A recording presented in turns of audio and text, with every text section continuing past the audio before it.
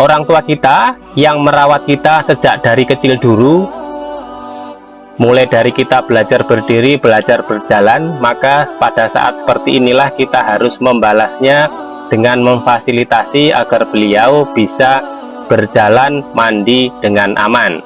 Mungkin butuh penopang agar aman ketika berjalan, maka kita sebagai anak yang berbakti kepada orang tua, yang insya Allah itu mendapatkan pahala yang berlimpah.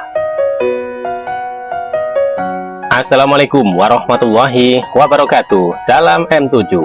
Kembali di channel Eko M7 Barokah, kita bertemu. Semoga kita semuanya sehat selalu, amin ya robbal alamin. Sobat M7 semuanya, kesempatan video kali ini saya akan mereview sebuah konsep untuk kamar mandi yang diperuntukkan agar memudahkan para lansia untuk bisa ke kamar mandi sendiri dengan mandiri. Para lansia dengan segala keterbatasannya karena usia, mungkin butuh penopang agar aman ketika berjalan, maka kita sebagai anak yang berbakti kepada orang tua, yang insya Allah itu mendapatkan pahala yang berlimpah, berlipat ganda, seyogianya membuatkan tempat untuk kamar mandinya, dibuatkan pegangan yang aman, agar orang tua yang masuk ke kamar mandi ini bisa berpegangan dengan nyaman dan memudahkan dalam aktivitasnya untuk membersihkan diri. Kita akan mulai reviewnya yaitu dari luar. Untuk detail ukurannya nanti akan saya bahas tersendiri di dalam video ini juga. Ini akan saya bahas dulu tentang semua pengaturan peletakan dari perabotannya. Yang di luar ini adalah wastafel. Wastafel ini memang fungsinya agar kita itu tidak perlu ke kamar mandi kalau hanya untuk keperluan cuci tangan. Oleh karena itu, kalau di rumah itu hanya ada satu wastafel, memang seharusnya tidak ditaruh di dalam kamar mandi. Nah, ini berada di luar. Apabila orang tua ingin ke sini, bisa berpegangan pada besi-besi yang dimodif seperti ini. Kalau mau cuci tangan kanannya, maka tangan kiri masih bisa berpegangan pada sini. Ataupun yang mau dicuci adalah tangan kirinya, maka tangan kanannya masih bisa berpegangan pada ini. Ataupun orang tua ingin membuka laci atau menaruh sesuatu di laci, bisa berpegangan pada ini. Sehingga ini dari sisi manapun ketika mau menggunakan wastafel ini, orang tua mempunyai pegangan yang aman. Nah, sobat M7 semuanya, sekarang kita akan mulai masuk ke kamar mandinya. Di depan ini juga ada pegangannya seperti ini. Kemudian ini membuka pintunya seperti ini. Nah, pintu ketika dalam keadaan tertutup adalah seperti ini. Sehingga perlu dipikirkan bahan apa yang cocok agar bisa digunakan untuk daun pintunya ini, yang bisa dipasangi dengan pegangan yang seperti ini. Jadi waktu pintu sebelum dibuka adalah kondisinya seperti ini. Setelah dibuka, maka posisinya seperti ini, masih bisa berpegangan. Kemudian orang tua masuk, masih bisa berpegangan pada ini. Kita buat bahwa sedekat mungkin agar untuk keperluannya itu tidak jauh-jauh, maka kloset duduknya ditaruh di sini, sehingga orang tua bisa tritipan di sini, berpegangan di sini. Sobat M7 semuanya, ini kondisi setelah pintu ditutup. Jadi setelah masuk kamar mandi, ini pintunya ditutup. Seperti ini posisinya. Masih ada pegangannya di balik pintu yang sini. Di sini ada gantungan baju. Kemudian orang tua akan mulai ke sini. Jadi berpegangan pada dua besi ini. Kemudian mulai duduk. Untuk BAB menggunakan WC duduk ini. Untuk membersihkannya bisa pakai shower selang ini. Atau bisa dari ember ini, memang disediakan untuk BAB. Kalaupun mau dari sini juga bisa, ataupun pakai selang juga bisa. Untuk membersihkannya di sini ada tisunya. Kemudian apabila mau mandi, maka di sini adalah gantungan bajunya. Posisinya cukup jauh dari cipratan air sehingga tidak terkena najis untuk pakaian yang digantung di sini apabila masih digunakan lagi. Sobat M7 semuanya, untuk akses mandinya bisa dari arah sini juga bisa dari arah sini. Kita mulai dari sebelah sini.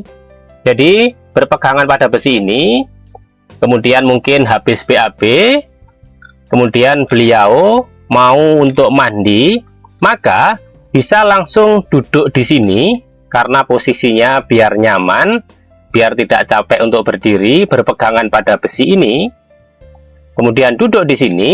Pada posisi ini, maka beliau bisa duduk di sini dengan nyaman, kemudian ambil air menggunakan gayung ini pakai tangan kanannya. Secara behavioral, ini sangat ergonomis karena posisi tangan kanannya berada di dekat bak air. Untuk ukuran bak air, sudah memenuhi ukuran 2 kolah, sehingga aman untuk membersihkan diri. Kemudian beliau juga ada 2 pilihan, mau mandi menggunakan gayung dari bak mandi ini atau pakai shower. Apabila mau keramas juga boleh menggunakan shower sehingga tidak capek-capek guyur dari bak mandi.